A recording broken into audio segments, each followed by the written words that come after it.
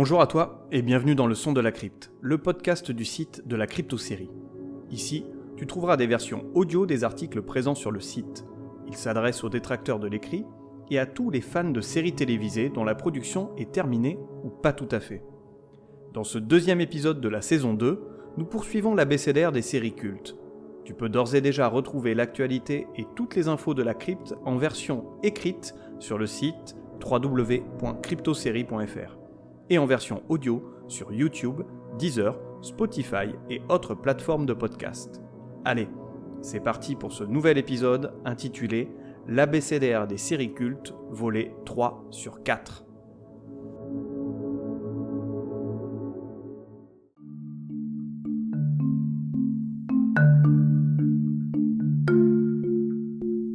Dans la vie, il y a des séries cultes et les autres. Dans cette troisième partie de l'abécédaire des séries cultes, je te conseille de garder l'esprit ouvert. Le culte prend des formes bien variées et assez inattendues. Au programme, couteau suisse, gladiateur, croque-mort, moustache, quéquette sous la douche, machiavélisme, coupe mulet, Leonardo DiCaprio, etc. De quoi rassasier les plus intrépides d'entre nous.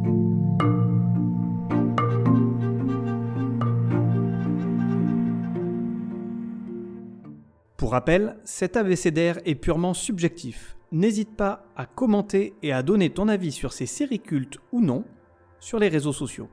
Et bien entendu, partage à foison à tes amis sur les internets. Commençons par la lettre M comme MacGyver ou Magnum. Effectivement, le choix a été très difficile pour cette lettre. Donc, es-tu plutôt moustache ou coupe mulet ? Dans les années 80, deux hommes font une entrée fracassante dans le monde des séries télévisées. Le premier s'appelle MacGyver. Il porte une coupe mulet et ça lui va plutôt bien. D'ailleurs, si tu es friand de ce genre de coiffure, je te renvoie à l'article sur le site, tu devrais trouver quelques images qui devraient te plaire. Ce cher MacGyver, donc, est l'homme de toutes les situations. Sa coiffure ridicule ne l'empêche pas de surmonter les pires épreuves et il s'en sort toujours haut la main. Face à lui, le challenger n'est autre que Magnum. Lui aussi dispose d'une caractéristique physique toute particulière. En effet, il arbore une splendide moustache qui lui vaut la renommée qu'on lui connaît encore à l'heure actuelle. Ces deux mastodontes de la télévision font indéniablement partie du bagage culturel que tout sériephile se doit d'avoir. Il m'est donc très difficile de les départager, tant je pense que chaque série tient une place importante dans le savoir collectif de l'univers des séries télévisées. Mon choix s'oriente peut-être pourtant vers MacGyver. Pourquoi ? Tout simplement car il faut choisir, et plus honnêtement, car j'ai grandi avec cette série que je connais de fait bien mieux que sa grande sœur. Voici 5 raisons donc qui font de MacGyver une série culte. Tout d'abord, l'inventivité de MacGyver. Le mec sait tout faire, clairement un atout de poids lors de situations périlleuses en tout genre. Ensuite, son acteur, Richard Dean Anderson. Le comédien a une belle carrière télévisuelle. Quelques années après MacGyver, il décroche l'autre rôle le plus important de sa vie, celui de Jack O'Neill dans Stargate SG-1. Il y a aussi la fanbase, ou plutôt l'empreinte que la série laisse sur toute une génération. Tout le monde se souvient de MacGyver, cette série géniale où un mec savait tout faire avec une allumette et un chewing-gum. En quatrième point, on peut citer le remake, qui s'est achevé d'ailleurs cette année. Pour une série, le fait de décrocher un remake est une preuve indéniable de sa notoriété. Cela ne signifie en aucun cas que la série originale est de qualité, et encore moins que sa petite sœur le sera. Et pour MacGyver, je peux te dire que le reboot est un étron de lendemain de fête un peu trop arrosé au rhum arrangé. Et je sais de quoi je parle. Enfin, le générique de MacGyver et cette musique inoubliable.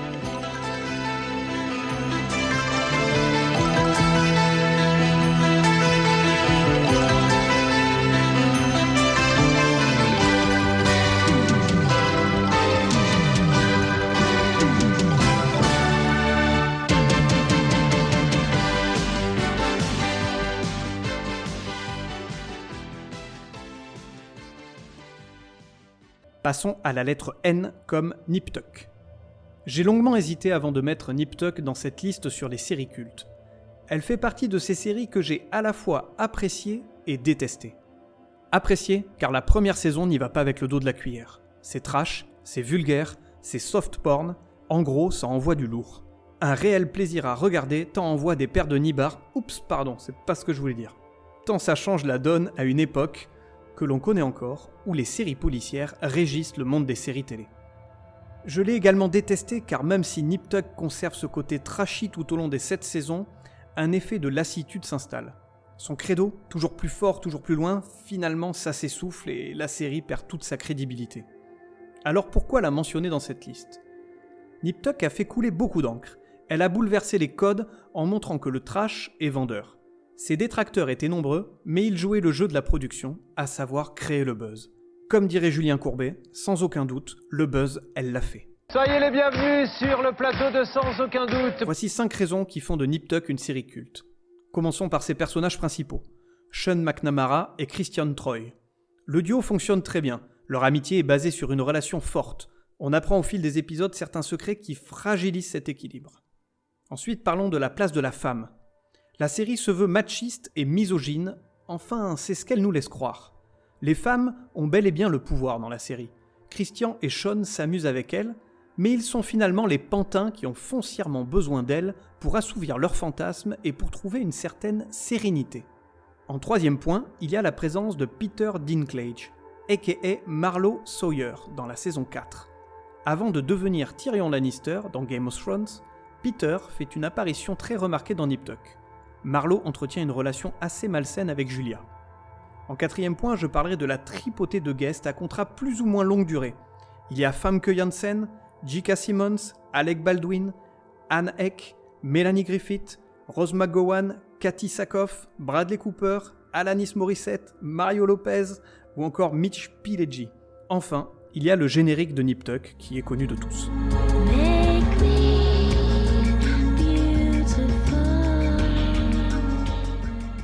Pour la lettre O, j'ai choisi Oz. Dans un autre genre, j'aurais pu également citer The Office dans sa version originale ou même dans la version US.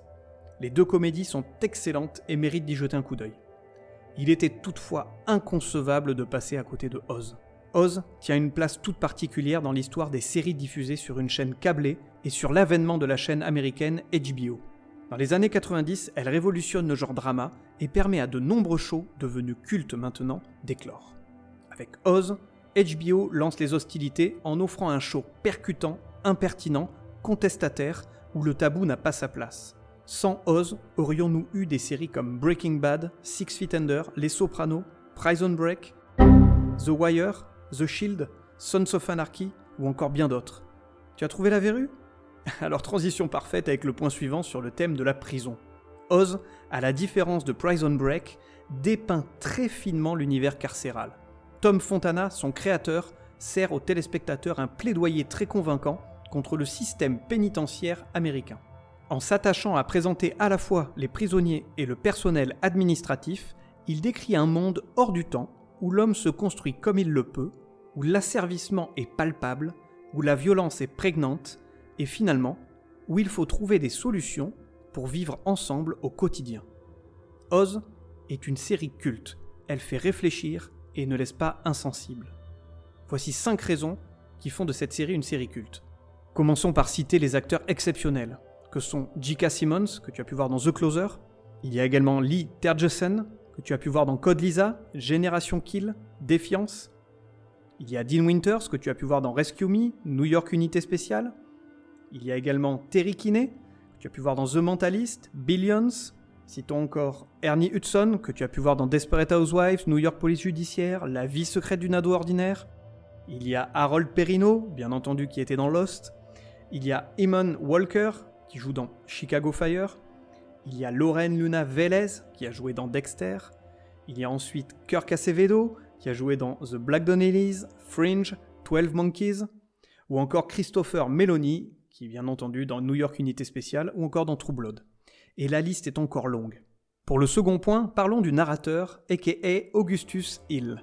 Augustus intervient à chaque épisode et donne à réfléchir sur la condition humaine en abordant des thèmes communs à tous. Sexe, amour, mort, amitié ou encore médias. Il y a bien entendu le créateur de la série, Tom Fontana. Juste avant d'attaquer Oz, Fontana s'était fait un nom grâce à sa série Homicide. Avec ses 2 œuvres cultes, Fontana est devenu une référence en matière de création télévisuelle. Il a depuis écrit la méconnue et à tort The Philanthropist, puis Copper ou encore The Borgia. En 4e point, citons l'univers carcéral dépeint dans Oz. Cet univers est décrit comme très très dur. Ici, la violence est présente à chaque recoin du pénitencier. Pour gagner sa place, l'un doit prendre l'ascendant sur l'autre. On est bien loin de séries assez peu réalistes à la Prison Break. Enfin, diffusé sur HBO, Oz a clairement lancé l'âge d'or des fictions sur la chaîne câblée américaine. Suite à Oz, la chaîne à péage a produit des séries devenues depuis cultes. Sur-écoute, Six Feet Under, Sex and the City, Entourage, Deadwood ou encore La Caravane de l'étrange. Passons à la lettre P comme Profit. Profit est un véritable ovni dans le monde des séries télévisées, et pour 2 raisons. La première raison est que Profit assène un coup de masse empli de perversité dans une période où les séries se ressemblent toutes les unes les autres. Le show se présente comme une fable ou un conte en provenance directe de la boîte à histoires des frères Grimm. Il décrit l'histoire singulière d'un homme dont le fond est formellement mauvais. Il est haineux, machiavélique, n'hésite pas à commettre les pires ignominies pour arriver à ses fins et ne se sent jamais coupable de ses agissements. Au fil de la série, le personnage de Jim Profit se dévoile. La maltraitance endurée durant son enfance et les divers abus commis à son insu démontrent pourquoi il est devenu cet être abject. Un gros méchant loup, vilain toutou. Profit place chacun d'entre nous devant une fiction violente, dure et sans concession. Le genre de série assez rare au milieu des années 90. En effet, une décennie qui faisait la part belle aux sitcoms, séries pour ados et autres séries fantastiques au synopsis assez redondant. La seconde raison qui me pousse à qualifier Profit d'ovni télévisuel est la chaîne sur laquelle la série a été diffusée, à savoir la Fox. Au même titre qu'ABC, CBS, NBC et The CW, la Fox fait partie des réseaux nationaux américains, autrement appelés les networks. Ces chaînes sont plus ou moins l'équivalent chez nous de TF1, France 2 et compagnie. En d'autres termes, une chaîne de grande écoute. L'erreur fut de diffuser Profit sur un network. Sur le câble, je suis persuadé que la série aurait pu trouver plus facilement son public et surtout détailler plus largement et sans complexe tout son univers. Il faut dire qu'au milieu de Profiler, FX effets spéciaux, Le Caméléon, 7 à la maison, Nash Bridges ou encore Sabrina l'apprentie sorcière, une seule question se pose. Que vient faire Profit sur un network ? C'est de la merde. Avec tout ça, voici quelques raisons qui font de Profit une série culte. Tout d'abord, Profit est une série courte. 8 épisodes, c'est bien trop court. Autant pour Manimal, une saison de 8 épisodes suffit amplement, autant pour Profit, il aurait été bon que les aventures déviantes de Jim se poursuivent. Cette brève production fait a fortiori de Profit une série culte. En second point, on pourrait citer son héros et ses vices qui sont délectables à suivre. La série n'hésite pas à bousculer les téléspectateurs en leur donnant à voir des perversités plus outrancières les unes que les autres. Le héros est machiavélique, les manipulations sont poussées à l'extrême et les écarts de conduite semblent faire partie d'une norme inaliénable. On ne peut que citer également la prestation d'Adrienne Pasdar. Adrienne est connue par nombre d'entre nous pour son rôle de Nathan Petrelli dans Heroes. Mais sachez qu'avant ce rôle, Adrienne a incarné avec beaucoup de talent l'innommable Jim Profit. Enfin, le créateur de Profit, David Greenwalt. David n'est pas un novice en matière de séries télévisées. Il a officié dans de nombreux projets en tant que producteur et scénariste. X-Files, Buffy contre les vampires, Angel, Eureka, Grimm, bref, une véritable pointure. Pour la lettre Q, je souhaite te parler de Quoi de neuf Docteur. Je ne vais pas m'étendre sur cette série. Pourquoi ? Eh bien, le seul souvenir que j'ai de Quoi de neuf Docteur, c'est le générique et la présence de Leonardo DiCaprio. Je me souviens pourtant avoir vu des épisodes en rentrant de l'école. Malheureusement, aucune scène ne me revient à l'esprit. À l'opposé, j'ai des réminiscences des scènes de la sitcom Notre Belle Famille, série dans la même veine et diffusée à la même époque à quelques années près. Allez savoir pourquoi. Voici toutefois quelques raisons qui font de Quoi de neuf Docteur une série culte. Tout d'abord, que vous aimiez ou non, la série fait partie du spectre des comédies ayant eu une aura importante dans les années 80, à l'instar de Cosby Show, Madame est servie, Alf ou encore La Fête à la maison. Citons la présence du personnage Luke Brower. Comment ça, tu ne connais pas Luke ? Personnage emblématique de la fin de la série pourtant. Il est incarné à l'écran par Leonardo DiCaprio lui-même. Et je peux te dire qu'il avait déjà une petite tête de branleur à faire tomber toutes les minettes. Hey, how you doing? La série a eu dans ses rangs quelques guests de choix, avec notamment Brad Pitt et Hilary Swank. Enfin, citons son générique, un peu à la Amicalement Vôtre avec l'évolution des personnages au fil des ans. Très sympa. Show me that smile again. Show me that smile. Don't waste another. Pour la lettre R, ce sera au tour de Rome. Rome relate dans les grandes lignes, et je précise bien dans les grandes lignes, des faits historiques réels. Avec en prime, pas mal de kékettes. Rocket! Caquette! Le tout est romancé et la série se sert de l'histoire comme d'un simple prétexte pour raconter la vie de soldats, de citoyens et d'hommes politiques. Rome est une fresque historique scénarisée. La série est très réussie, même si elle peut paraître parfois complexe. En effet, le nombre de personnages est très conséquent. Il est difficile de s'y retrouver et de se souvenir qui est tel ou tel personnage quand on ne l'a pas vu pendant plusieurs épisodes. Il y a également la politique, qui est souvent un aspect rédhibitoire dans les fictions pour certaines personnes. Et quelques éléments sont ardus à comprendre, d'autant plus quand on est face à un système politique très ancien et que l'on ne connaît pas. Il reste que Rome est une belle réussite de HBO. J'aurais aimé voir une saison 3, mais il est vrai que les coûts trop importants de la série n'ont pas pu permettre la production de se poursuivre. Voici 5 raisons qui font de Rome une série culte. Tout d'abord, citons les décors qui sont à couper le souffle. HBO n'a pas lésiné sur les moyens pour offrir à ses téléspectateurs du grand spectacle. Avec une saison 2 avoisinant les 125 millions de dollars, Rome fait partie, à l'heure actuelle, des séries les plus coûteuses de l'histoire. Ce coût excessif a finalement poussé HBO à stopper la production du show. En second point, citons les acteurs de la série. James Purefoy incarne de très belle manière Marc-Antoine. Kevin McKidd, Ray Stevenson ou encore Polly Walker offrent également des interprétations très justes. En troisième point, parlons de la chaîne de diffusion, HBO. Comme je l'ai mentionné pour Oz, HBO a connu fin des années 90 et début 2000 son âge d'or avec des productions toujours plus prestigieuses.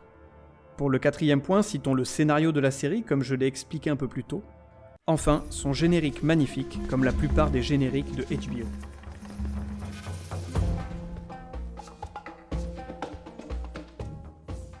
Terminons cet abécédaire des séries cultes avec la lettre S comme Six Feet Under. Que dire de Six Feet Under ? Ma pensée peut se résumer en 3 mots. Best show ever. Si tu veux mon ressenti par rapport à la série d'Alan Ball, je t'invite à lire ma critique sur le site de la Crypto-série. Tout est dit, et ça ne sert à rien de se paraphraser.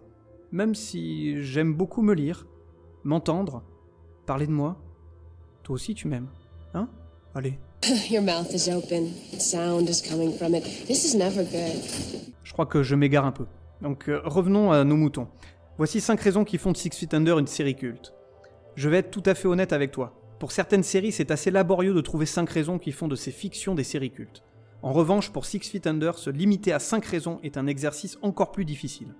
En effet, cette série tient une place toute particulière dans mon cœur. Tu veux des raisons de la regarder ? Je pourrais t'en donner une multitude. Te faire rêver et te donner envie de la regarder encore et encore jusqu'à ce que mort s'en suive et que les frères Fisher s'occupent de ton enterrement. Je m'emballe, mais en attendant, la boucle est bouclée et te voilà pris dans l'engrenage qui te poussera à voir cette série unique. En premier point, citons ces acteurs. Tous, ils sont tous bons. Peter Krause, dans la peau de Nate, m'a fait pleurer à de nombreuses reprises. La justesse de Michael C. Hall, a.k.a. David, est stupéfiante. Francis Conroy, alias Ruth, est touchante. Bref, ils ont tous une particularité tellement bien écrite et décrite qu'il est impossible de ne pas se prendre d'affection pour cette famille et leur entourage. Le deuxième point est la façon dont la série aborde avec beaucoup de finesse le sujet de la mort. Concrètement, Six Feet Under parle de la mort et du deuil. Mais ces thèmes ne sont que des prétextes pour parler de ce qui reste, des relations humaines, de l'amour et plus globalement de la vie. Six Feet Under est une série sur la vie avant d'être une série sur la mort. En troisième point, citons son créateur, Alan Ball. 2 ans avant la sortie de Six Feet Under, Alan réalise un très grand film, American Beauty. Le quatrième point sera une redite, sa diffusion sur HBO. Il s'agit bien entendu des mêmes raisons que celles évoquées pour Oz et Rome. Enfin, son générique et cette musique entêtante avec ces images qui restent gravées à jamais dans ma tête.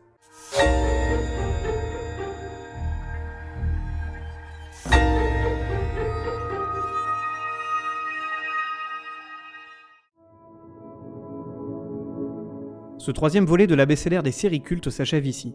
J'espère que tu as retrouvé des séries qui te sont chères. Sinon, n'hésite pas à aller commenter cet abécédaire sur le site de la Crypto-série ou à venir me partager le tien sur les réseaux sociaux, Instagram, Twitter et Facebook. Tu peux retrouver tous les épisodes du Son de la Crypte sur toutes les plateformes de podcast, ainsi que sur la chaîne YouTube de la Crypto-série. Je te donne rendez-vous prochainement pour un nouvel épisode du Son de la Crypte qui sera très certainement la suite et la fin de cet abécédaire des séries cultes. D'ici là, profite de la vie et bisous!